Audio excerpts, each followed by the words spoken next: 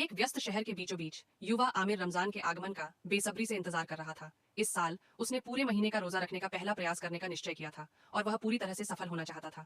उत्साह से भरा आमिर अपने परिवार के साथ रमजान की तैयारियों में जुट गया, यह जानते हुए कि आने वाले दिन उसकी सहन शक्ति और धैर्य की परीक्षा लेंगे।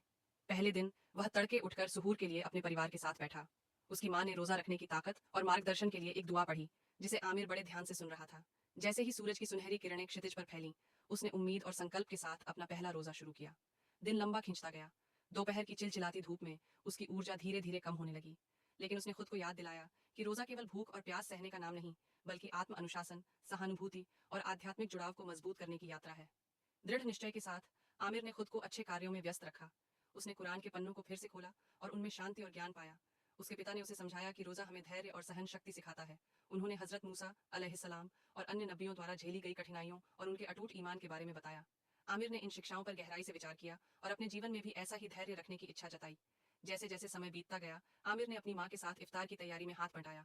उसने सीखा कि दूसरों की सेवा और उनके साथ खुशी बांटने में कितनी सुंदरता है। वह बड़े मनोयोग से खजूर और पानी करीने से रखने लगा और अपनी माँ द्वारा प्यार से बनाए गए पकवानों को सलीके से परोसने में मदद की।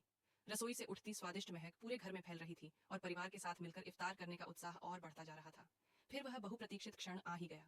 जैसे ही आमिर ने पहला खजूर अपने होठों से लगाया, एक अजीब सी कृतज्ञता उसके दिल में उमड़ आई।